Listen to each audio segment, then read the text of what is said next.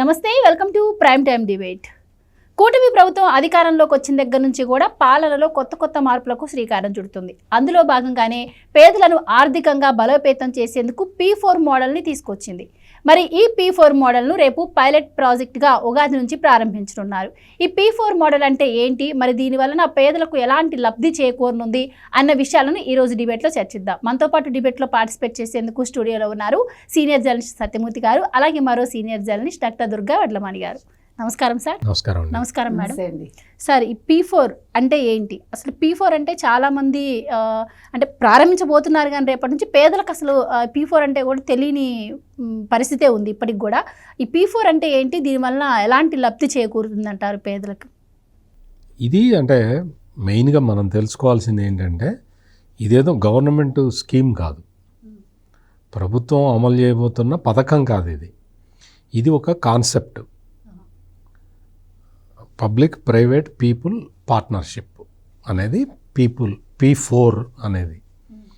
ఇందులో ఏంటి అంటే, ఇప్పుడు ఆల్రెడీ భారతదేశంలో ఆర్థిక సంస్కరణలు ప్రారంభమైన తర్వాత విదేశీ పెట్టుబడులు చాలా వచ్చినాయి భారతదేశంలోకి. భారత ఆర్థిక వ్యవస్థ మొత్తం మారిపోయింది. భారత ఆర్థిక వ్యవస్థ మారే క్రమంలో చాలామంది ధనికులుగా మారారు.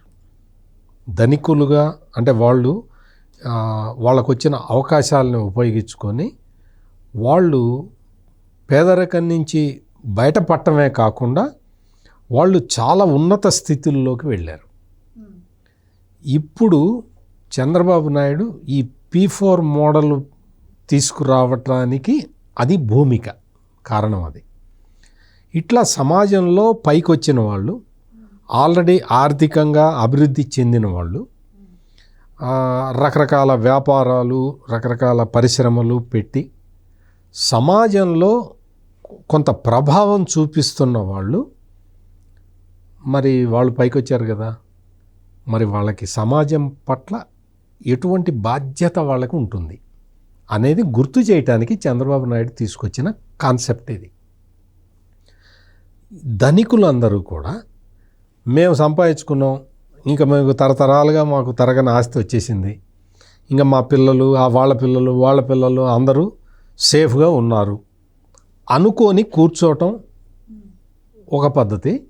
మీరు అట్లా అనుకోవద్దు, మీతో పాటు ఇంకొక 10 మందిని పైకి తీసుకురండి అని చెప్పి ఒక రకమైన ఒక కొత్త విధానాన్ని తీసుకొచ్చి వాళ్ళని కన్విన్స్ చేసి ఈ P4 మోడల్ గురించి వాళ్ళకి చెప్పి, కొంతమంది పేదలని వాళ్ళకి అటాచ్ చేసి వాళ్ళ మెంటరింగ్లో వాళ్ళకి కేటాయించిన పేదలు వాళ్ళు జీవితంలో అభివృద్ధి చెందే విధంగా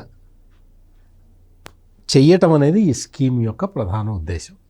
అంటే డబ్బులు ఉన్నవాడు తిని కూర్చోటం కాదు, సమాజం పట్ల తన బాధ్యత ఏంటి అనేది తెలుసుకొని ఆ ప్రయత్నం చేయాలి అనేది. ఇప్పటికే కేంద్ర ప్రభుత్వం ఒకటి కార్పొరేట్ సోషల్ రెస్పాన్సిబిలిటీ అని ఇది పెడుతున్నది.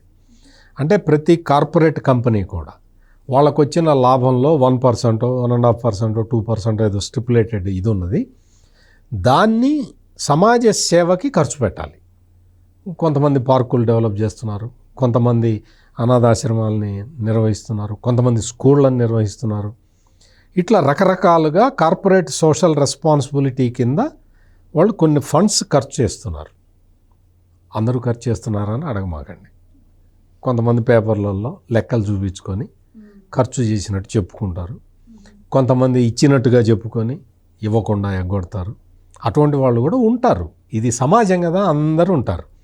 కానీ కార్పొరేట్ సోషల్ రెస్పాన్సిబిలిటీని ఖచ్చితంగా నిర్వర్తించే కార్పొరేట్ సంస్థలు కూడా దేశంలో చాలా ఉన్నాయి. మనము ఆ కార్పొరేట్ సోషల్ రెస్పాన్సిబిలిటీని సక్రమంగా బాధ్యతగా తమ వంతు బాధ్యతగా నిర్వర్తిస్తున్న కంపెనీలని మనం రోల్ మోడల్గా తీసుకోవాలి. ఎగ్గొట్టేవాడిని ఎందుకు తీసుకుంటాం? తీసుకోకూడదు. ఇక్కడ కూడా అంతే. ఇక్కడ మీకు పేదవాళ్ళు ఎంతమంది ఉన్నారు, దాన్ని ఒక సర్వే చేయించింది ఆంధ్రప్రదేశ్ ప్రభుత్వం.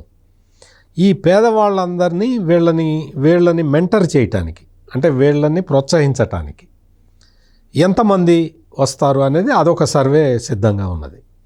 ఇప్పుడు ఉదాహరణకి ఒక వ్యక్తి, ఒక ధనికుడు ఉన్నాడు అనుకోండి, సొసైటీలో ఒక ధనికుడు ఉన్నాడు. ఆ ధనికుడికి 10 పేద కుటుంబాలని ధనికుడికి అటాచ్ చేస్తారు. అంటే అటాచ్ చేస్తారు అనగానే మీరు ఏమనుకుంటారు అంటే ఈ ధనికుడు ఈ 10 కుటుంబాలని దత్తత తీసుకుంటాడు అనుకుంటారు మీరు. అది కాదు, ఇక్కడ దత్తత తీసుకోడు. నీకు కష్టపడే నేచర్ ఉంటే, నీకు జీవితంలో పైకి రావాలన్న కోరిక ఉంటే, నేను ఎట్లయినా సరే నా కుటుంబాన్ని నేను కాపాడుకుంటాను, ఆ తర్వాత అభివృద్ధి చెంది నా సాటివాడికి సహాయం చేస్తాను అన్న కృతనిశ్చయం నీకు ఉంటే ఈ ధనవంతుడు నిన్ను ప్రమోట్ చేస్తాడు. ఎట్లా చేయాలి, ఎట్లా బతకాలి, నేను ఎట్లా పైకి వచ్చాను, నువ్వు ఎట్లా పైకి రావాలి అనేది చెప్తాడు. ఆ ధనవంతుడు ఈ పేదవాడికి చెప్తాడు. అట్లా చెప్తారండి, చెప్తారు. అదే కాన్సెప్ట్, చెప్పాలి, అదే కాన్సెప్ట్. మీకు బాగా గుర్తుండే ఉంటుంది, చంద్రబాబు నాయుడు ఈ విషయాన్ని ఎన్నికల ముందర కూడా, ఎన్నికల మేనిఫెస్టోలో కూడా చెప్పాడు. P4 మోడల్ తీసుకొస్తాను, జీరో పావర్టీ వైపు సమాజాన్ని తీసుకెళ్తాను అని ఆయన ఎన్నికల ముందర కూడా చెప్పాడు. తర్వాత అధికారంలోకి వచ్చిన తర్వాత ఒక సందర్భంలో అమరావతిలో ఏదో ఒక ప్రోగ్రాం జరిగింది, ఒక స్వామి రావటమో ఏదో ప్రోగ్రాం జరిగినప్పుడు ఒక ఆయన రాజుగారు, ఆయన పేరేంటో సడన్గా మర్చిపోయాను, ఆయన ఈ అన్నా క్యాంటీన్లకి డొనేషన్ ఇచ్చి ఎంతో 2 కోట్లు ఎంతో డొనేషన్ ఇచ్చాడు. ఆయన ఇచ్చి ఆయన ఏం చెప్పాడంటే ముఖ్యమంత్రి చంద్రబాబు సమక్షంలోనే చెప్పాడు, అయ్యా మీరు అమరావతిని రాజధానిగా చేయటం వల్ల నా భూములకి విపరీతమైన డిమాండ్ వచ్చేసింది. అంటే ఇప్పుడు వచ్చిన డిమాండ్ అంతా కూడా మీరు తీసుకున్న నిర్ణయం వల్ల వచ్చింది. అందుకని మీరు P4 మోడల్ అని చెప్తున్నారు కదా, ఆ స్కీము ఎప్పుడు పెడతారో చెప్పండి, నేను ఆ స్కీముకి సంబంధించి నాకు కొంత బాధ్యత అప్పగిస్తే నేను వాళ్ళని టేక్ కేర్ చేస్తానండి అని చెప్పి ఆయన అసలు ఈ P4 మోడలు ఈ స్టేజ్కి, అంటే రేపు లాంచింగ్ కదా, రేపు లాంచింగ్ స్టేజ్కి రాకముందరే ఆల్రెడీ ఒక ధనవంతుడు రెడీగా వచ్చాడు. నేను చేస్తాను, ఈ బాధ్యత నాకు అప్పగించండి, నేను 10 కుటుంబాలను 20 కుటుంబాలను వాళ్ళు కూడా జీవితంలో పైకి వచ్చేలాగా చేస్తాను అని చెప్పి ఒక ఆయన ముందరకు వచ్చేసాడు ఆల్రెడీ. ఇప్పుడు ఇందాక ఒక మీటింగ్ జరిగింది, ఆ తెలుగుదేశం ఆవిర్భావ దినోత్సవం మీటింగ్ జరిగినప్పుడు ముఖ్యమంత్రి చంద్రబాబు నాయుడు కేంద్ర సహాయ మంత్రి పెమ్మసాని చంద్రశేఖర్ని ఉద్దేశించి మాట్లాడాడు. ఆయన జనరల్గా వ్యక్తుల గురించి మాట్లాడు చంద్రబాబు నాయుడు మామూలుగా అయితే, కానీ సందర్భం వచ్చింది కాబట్టి చెప్పాడు. పెమ్మసాని చంద్రశేఖరు ఆయన మనం తీసుకొచ్చిన విధానాలతోటి ఆయన డెవలప్ అయ్యి అమెరికా వెళ్ళాడు, అమెరికాలో కంపెనీ పెట్టాడు, బాగా డబ్బులు సంపాదించుకున్నాడు. ఇప్పుడు సేవ చేయటానికని చెప్పి వచ్చాడు, నేను ఎంపీ టికెట్ ఇచ్చాను, ఆయన ఎంపీ టికెట్ తీసుకొని ఆ ఎంపీ టికెట్ గెలిచాడు, గుంటూరు ఎంపీ అనమాట. గెలిచిన తర్వాత ఆయన అదృష్టం బాగుంది, కేంద్రంలో మంత్రి కూడా అయ్యాడు. ఇదంతా జరిగింది కదా. ఇప్పుడు ఆ సభకు వచ్చిన వాళ్ళని అడిగాడు చంద్రబాబు నాయుడు, ఇప్పుడు చెప్పండి ఈయనకి సమాజాన్ని అభివృద్ధి చేయాల్సిన బాధ్యత ఉందో లేదో చెప్పండి అని అడిగాడు. అంటే పెమ్మసాని చంద్రశేఖర్ కూడా అనుకున్నాడు, నన్ను పొగుడుతున్నాడు చంద్రబాబు నాయుడు అనుకున్నాడు. చంద్రబాబు నాయుడు ఎవరిని పొగడ్డు. ఆ ఎగ్జాంపుల్ చెప్పి సభికుల్ని అడిగాడు, ఈ పెమ్మసాని చంద్రశేఖరు ఈ సమాజాన్ని ఉపయోగించుకొని ఇంత పైకి వచ్చాడు కదా, ఇప్పుడు ఈ రోజున కేంద్ర మంత్రి అయ్యాడు కదా, అమెరికాలో పెద్ద పెద్ద కంపెనీలు ఉన్నాయి కదా, ఇంత ప్రాఫిట్ తీసుకుంటున్నాడు కదా, అదంతా మన సమాజం నుంచి వచ్చిందే కదా. ఆయన పెమ్మసాని చంద్రశేఖరు సినిమా నటుడు, హీరో ఉన్నాడు కదా కృష్ణ, ఆయన విలేజ్కి సంబంధించిన వాడు, బుర్రిపాలెం విలేజ్. ఆ విలేజ్లో ఇంకా పెమ్మసాని చంద్రశేఖర్ ఫ్రెండ్స్ ఇంకా అట్లాగే ఉన్నారు. ఈయన మాత్రం కోట్లాది రూపాయలు సంపాదించాడు. అంటే ఈ సమాజానికి సేవ చేయాల్సిన బాధ్యత ఈయన మీద ఉందా లేదా అని చెప్పి చంద్రబాబు నాయుడు అడిగితే అందరూ ఉంది ఉంది అన్నారు. అప్పుడు చంద్రబాబు నాయుడు చెప్పాడు, చంద్రశేఖర్ విన్నావు కదా, నీకు బాధ్యత ఉంది ఈ సమాజంలో అని చెబితే, అంటే ఇప్పుడు రేపొద్దున పెమ్మసాని చంద్రశేఖర్ కేంద్ర మంత్రి ఖచ్చితంగా ఒక 30-40 కుటుంబాలని మెంటరింగ్ చేయాల్సిన పరిస్థితుల్లోకి వచ్చాడు. ఆయన మామూలుగానే చేస్తాడు. ఆయన మిసెస్ కూడా చాలా సోషల్ యాక్టివిటీస్లో ఉంటారు, సమాజ సేవలో ఉంటారు. ఆయనేం పెద్ద నేను ఇంకా 30 కుటుంబాలని చెప్పా, ఆయన కనీసం 100-150 కుటుంబాలని టేక్ ఓవర్ చేస్తాడు. ఆయన మెంటరింగ్ చేయటానికి ఆయన సిద్ధంగా ఉంటాడు. ఎందుకు అంటే అతనికి తెలుసు ఎంత కష్టపడి టికెట్ తెచ్చుకున్నాడో, ప్రజలు తనని ఎట్లా ఆదరించారో. ప్రజలు ఆదరించిన తర్వాత ఆ ఓవర్వెల్మింగ్ రెస్పాన్స్ చూసి ప్రైమ్ మినిస్టర్ నరేంద్ర మోడీ కొత్తవాడైనా కానీ, ఫస్ట్ టైం ఎంపీ అయినా కానీ ఆయనకి మంత్రి పదవి ఎట్లా ఇచ్చాడో పెమ్మసాని చంద్రశేఖర్కి క్లియర్ కట్గా తెలుసు. అందుకని పెమ్మసాని చంద్రశేఖర్ రేపు వెళ్ళుండో కనీసం 100-150 కుటుంబాలని నేను మెంటరింగ్ చేస్తానండి, నేను తీసుకుంటాను, వాళ్ళ బాధ్యత నేను తీసుకుంటాను అంటాడు. మీకు 2 ఎగ్జాంపుల్ చెప్పా, పెమ్మసాని చంద్రశేఖర్ది ప్లస్ ఆ రాజుగారిది. క్షమించాలి, ఆ రాజుగారి పేరు నాకు సడన్గా గుర్తులేదు. ఆయన కూడా ముందరకు వచ్చాడు, ఆయన ఫస్ట్ పర్సన్ ముందరకు వచ్చిన వ్యక్తుల్లో. ఇటువంటి వాళ్ళు సమాజం పట్ల బాధ్యత కలిగిన ధనికులు చాలామంది ఉన్నారు సొసైటీలో. వాళ్ళని, పేదవారిని సింక్రనైజ్ చేద్దాము అనేది P4 విధానము. ఆ పనిని చేయటానికి చంద్రబాబు నాయుడు ఇప్పుడు స్పెషల్ ఆఫీసర్లని వాళ్ళని పెట్టి, గవర్నమెంట్ని మధ్యలో అనుసంధానకర్తగా పెట్టి ధనికుల్ని, పేదవాళ్ళని అటాచ్ చేస్తాడు. ఇది జీరో పావర్టీ విధానం. Right madam. కూటమి ప్రభుత్వం ఏ కొత్త పథకం తీసుకొచ్చినా, ఏ కార్యక్రమం చేపట్టినా కూడా వైసీపీ వెంటనే రంగంలోకి దిగి విష ప్రచారం చేస్తూ ఉంటుంది. అయితే తాజాగా రేపు ప్రారంభం కాబోయే ఈ P4 విధానం మీద కూడా వైసీపీ అప్పుడే ప్రచారాన్ని మొదలుపెట్టింది. ఈ P4 అంటున్నారు, ఈ P4 ఇస్తే మళ్ళీ మీకు సంక్షేమ పథకాలు ఇవ్వరు అని చెప్పి అంటున్నారు. సో ఇది ఎంతవరకు నిజమంటారు? ఈ P4 సంక్షేమ పథకాలకు అదనంగానే ఈ P4 ఉండబోతుందంటారా? అసలే అండి, ఏదో బోడిగుండికి బట్టతలకి మూడేసినట్టు. ఏంటండి అది? సంక్షేమ పథకాలు వేరు, ఇది వేరు. ఇప్పుడు ఎక్స్ప్లెయిన్ చేశారు కదా. P4 అనేది ఇప్పుడు అసలు వీళ్ళు ఇంకా మొదలుపెట్టి వీళ్ళు అవగాహన చేసుకుని, ఈ 20% మంది దిగువ తరగతిలో ఉండేవాళ్ళు ఈ P4 విధానం అంటే ఏంటో అర్థం చేసుకుని, ఇప్పుడు వాళ్ళని ఎవరైతే తీసుకుని మెంటర్స్గా వాళ్ళకి అవగాహన కల్పిస్తారో ఇవన్నీ జరగటానికి టైం పడుతుంది కదా. ఇవాళ ఒక రోజులో వాళ్ళు ఏమన్నా ఆర్థికంగా ఉన్నత స్థితికి వెళ్ళిపోగలరా? జరగదు కదా. ఇప్పుడు సంక్రాంతికి దీని గురించి ఆయన ప్రకటించారు, ఎవరు, చంద్రబాబు నాయుడు గారు. ఆ తర్వాత మీకు తెలుసా దాని మీద ఎంత సర్వే జరిగిందో? అసలు పేదలు ఎవరు, పేదరికం లైన్లో ఎవరు ఉన్నారు, వాటి మీద ఆల్రెడీ సర్వే మొదలుపెట్టారు. చాలామందికి ఆ బాధ్యత అప్పగించారు ఆయన. అసలు P4 అంటే ఏంటి అని ఒక్క వైసీపీ వాళ్ళని చెప్పమానండి, కరెక్ట్గా జగన్మోహన్ రెడ్డిని చెప్పమానండి, పేపర్ చూడకుండా, ఇంకెవరొద్దు. జగన్మోహన్ రెడ్డి చెప్పగలిగితే మొత్తం వైసీపీ వాళ్ళందరికీ అర్థమైనట్టే అది, ఖచ్చితంగా. అవునా కదండి? కాబట్టి అసలు జగన్మోహన్ రెడ్డికి ముందు P4 తెలియకుండా అంటే స్టేట్మెంట్లు ఇప్పిస్తాడు ఆయన కూర్చుని. అంటే ముందు ఒక మంచి జరుగుతుంది అంటే వెనకాల వైసీపీ ఉంటుంది. కాబట్టి అది మంచిదే, మీరు ఒకటి గుర్తుపెట్టుకోండి, మరొక మంచిదేలాగా జగన్మోహన్ రెడ్డి లాంటి వాళ్ళు నెగిటివ్ మాట్లాడితే అది డెఫినెట్గా పాజిటివ్ అవుతుంది. సో ఇవాళ జగన్మోహన్ రెడ్డి చెప్పారే, వైసీపీ వాళ్ళు చెప్తున్నారు, ఇదేంటి అని తెలుసుకోవాలని ప్రజలు కుతూహలంగా ఉంటారు. సో దాని మీద దృష్టి పెడతారు. ఓహో ఇదేదో బాగుంది, మన పైకి తీసుకురావడం కోసమే దీన్ని ప్రజలకి అంటే మంచి చేయడం కోసం చంద్రబాబు నాయుడు గారు ప్రవేశపెట్టారు, కూటమి ప్రవేశపెట్టింది. సో మనం ఇందులో భాగస్వాములం అవుదాం అంటే ఇందులో మీకు ఆర్టిఫిషియల్ ఇంటెలిజెన్స్ ఉపయోగిస్తారు, డిజిటల్ టెక్నాలజీ ఉపయోగిస్తారు, ఇవన్నీ కూడా ఇందులో సమ్మిళితమవుతాయి. ఇదేదో అల్లటప్పగా అయిపోదు.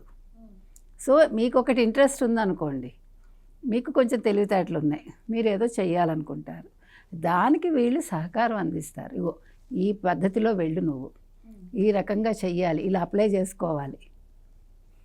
పెట్టుబడుల గురించి తర్వాత, ఎందుకంటే ఇది ఇంకా ఆరంభం కాలేదు కాబట్టి మనం ఆ విషయాలు ఇప్పుడు మాట్లాడుకోవడానికి లేదు.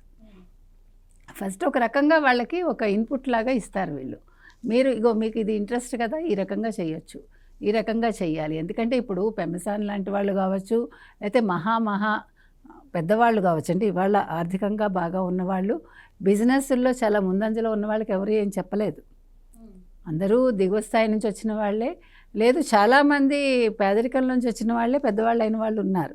కానీ ఇక్కడ వీళ్ళకి ఈ అవకాశం అనేది కల్పించడం అనేది చంద్రబాబు నాయుడు గారు చేస్తున్నారు, అంతే కదా.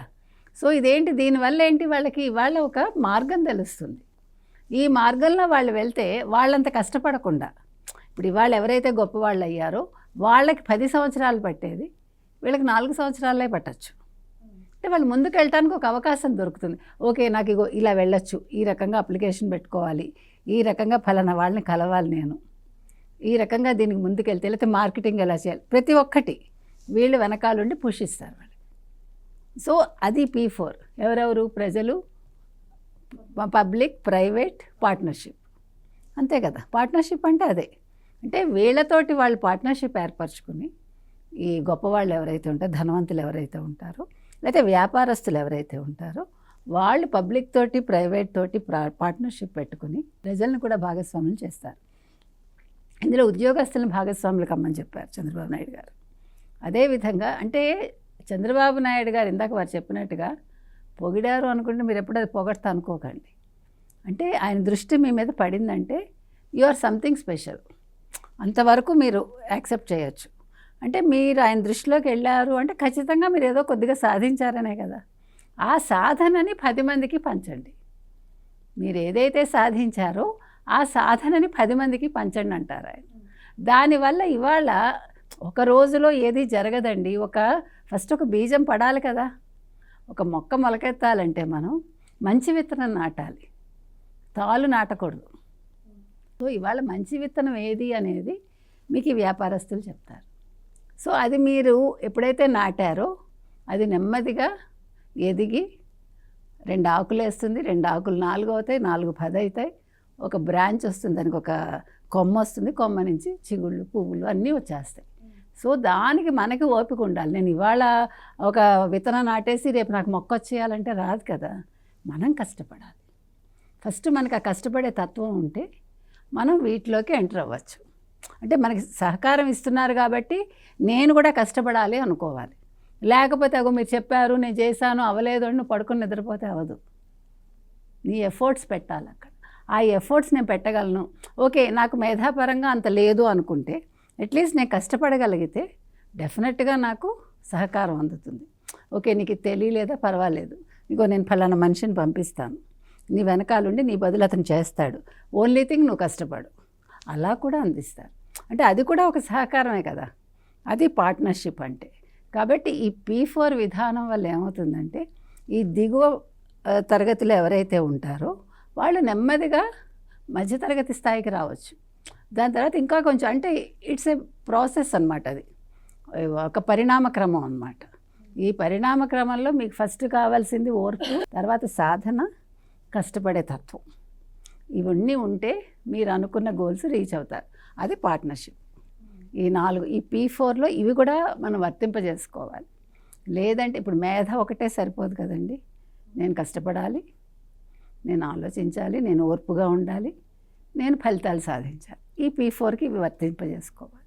సో అది ఇవాళ చంద్రబాబు నాయుడు గారు చెప్పేది. రేపొద్దున దాన్ని ఓపెన్ చేయబోతున్నారు, రేపటి నుంచి దాన్ని లాంఛనంగా దాన్ని ప్రారంభిస్తారు. అది కొంచెం టైం పడతాయి ఇవన్నీ. అంటే సంక్షేమ పథకాలకి దీనికి ముడివేయొద్దు మనం చెప్తున్నది అది. అది వైసీపీ వాళ్ళకి అర్థం కాదు కాబట్టి, ఎందుకంటే పాపం మన అంబటి రాంబాబు గారు పోలవరం విషయంలో చెప్పారు మీకు గుర్తుంటే, వాళ్ళకి అర్థం కావేవి.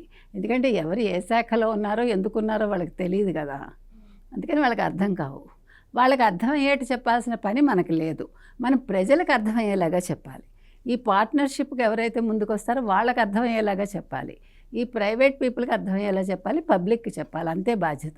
అంతేగాని ప్రతిపక్షంలో ఉన్న వైసీపీ వాళ్ళకి మనం చెప్పక్కర్లేదు.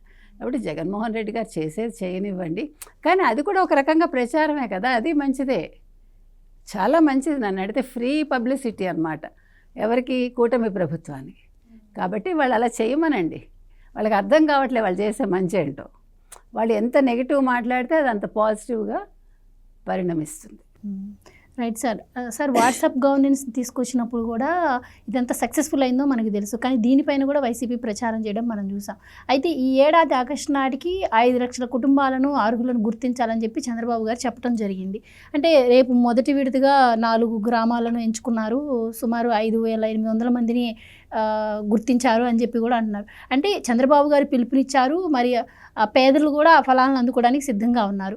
కానీ ఇక్కడ పారిశ్రామికవేత్తలు వచ్చేసరికి ఆ విధంగా ముందుకు రావాలి. సో వాళ్ళు ఎంత మేర వచ్చే అవకాశం ఉంది, అండ్ దీనికి రావడం వల్ల వాళ్ళకి ఏమైనా బెనిఫిట్స్ ఉంటాయంటారా?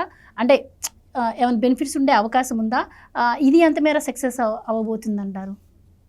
ఇది ఎవరైతే ముందరకు వస్తారో వాళ్ళకి బెనిఫిట్ ఏముంటుంది, ఇంకేం బెనిఫిట్ కావాలి?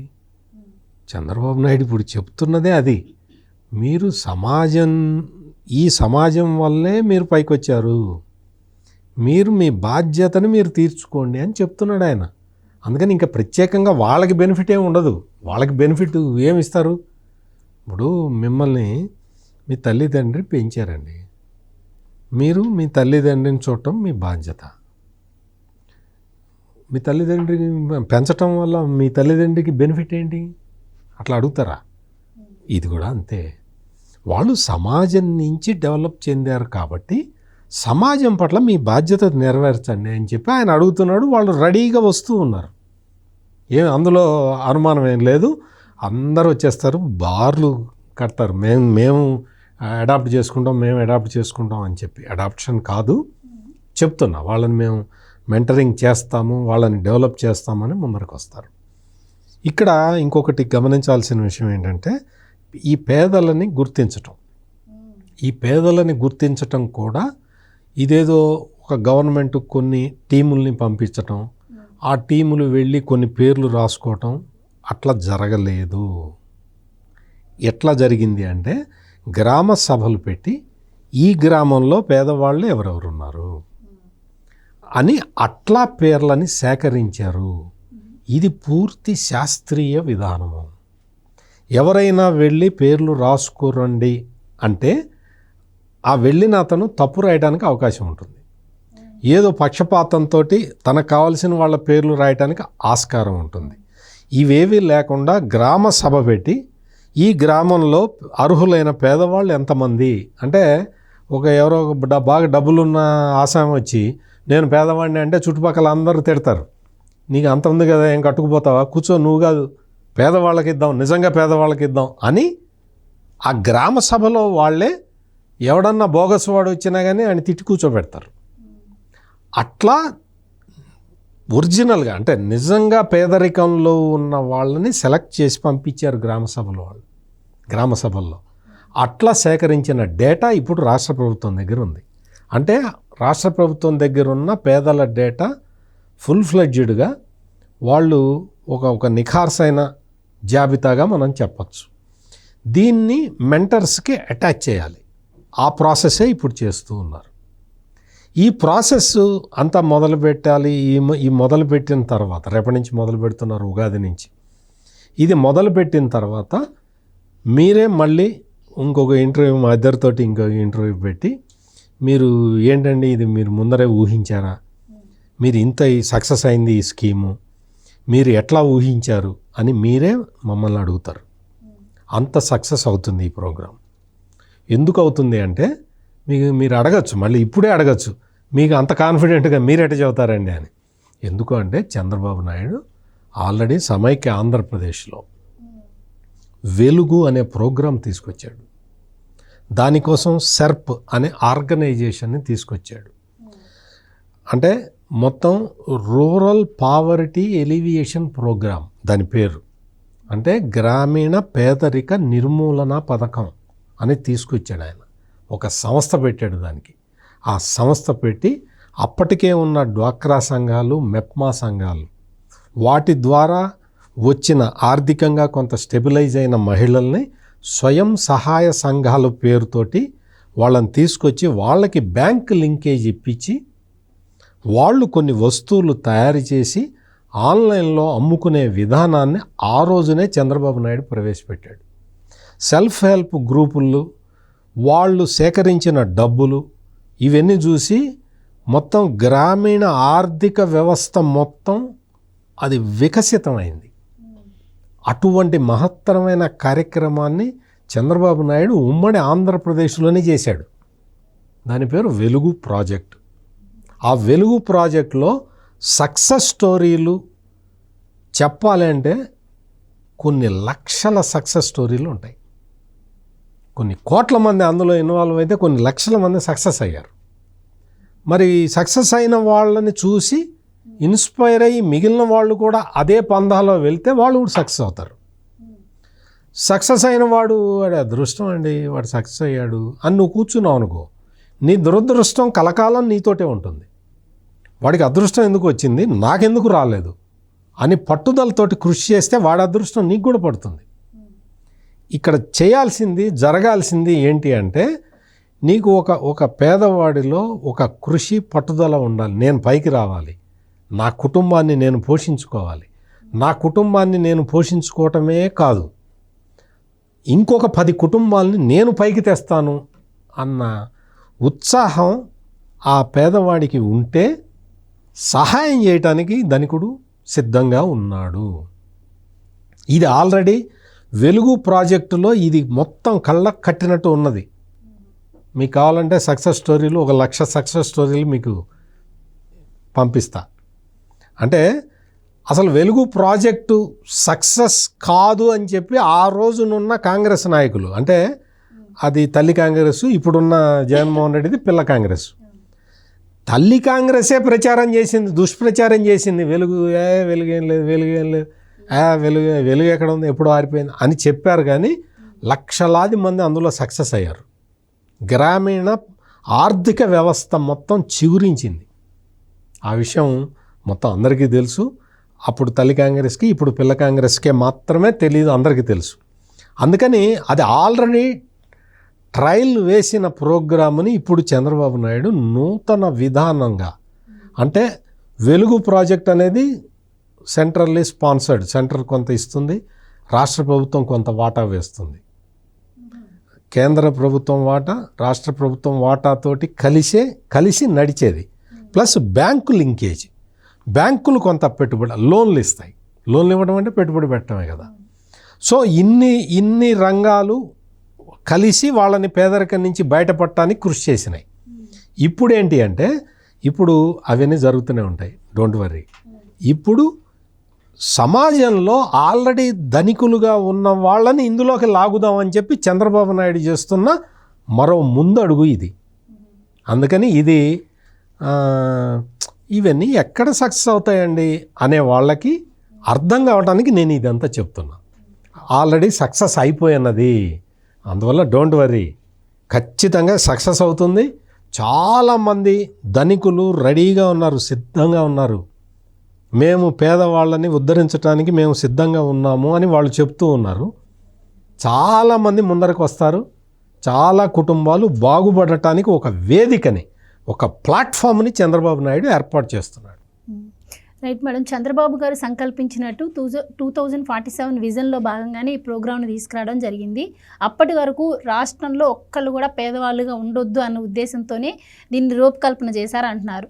దట్టు చంద్రబాబు గారు ఏం చేసినా ఏ కార్యక్రమం చేపట్టినా దానిలో ప్రజలను భాగస్వాములు చేస్తూనే ఉంటారు, అది అందరికీ తెలుసు. అయితే ఈసారి పారిశ్రామికవేత్తలను భాగస్వాములు చేశారు దీంట్లో. సో మరి అంటే వాళ్ళ నుంచి సపోర్టు ఏ విధంగా అందబోతుంది అంటారు ఆయనకి?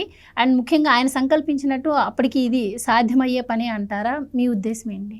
అంటే 2020 పెట్టినప్పుడు అందరూ నవ్వారా?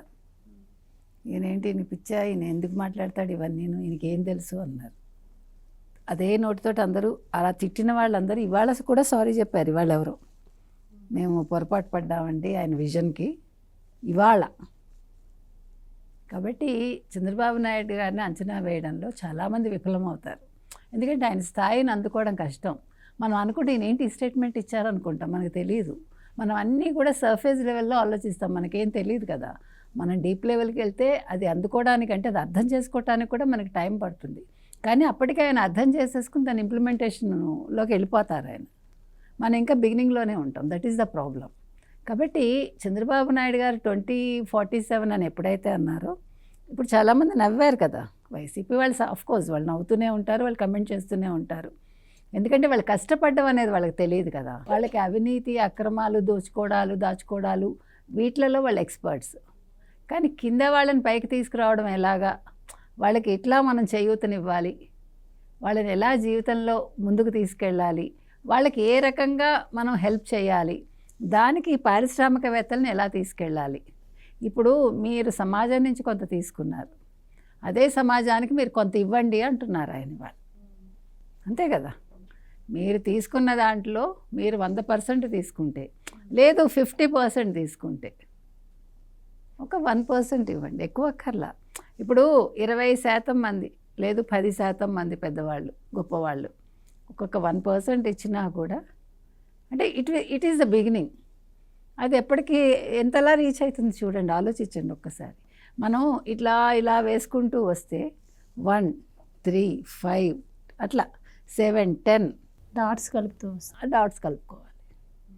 మన ముగ్గుల్లాగానే, అంటే ముగ్గుల్లో కూడా లెక్కలు ఉన్నాయి కాబట్టి డాట్స్లో మనం ఈ రకంగా మనుషుల్ని మీరు పేర్చుకుంటూ వెళ్ళండి. ఈ 1 నుంచి అది మిలియన్ అవ్వచ్చు, ఎవరికి తెలుసు.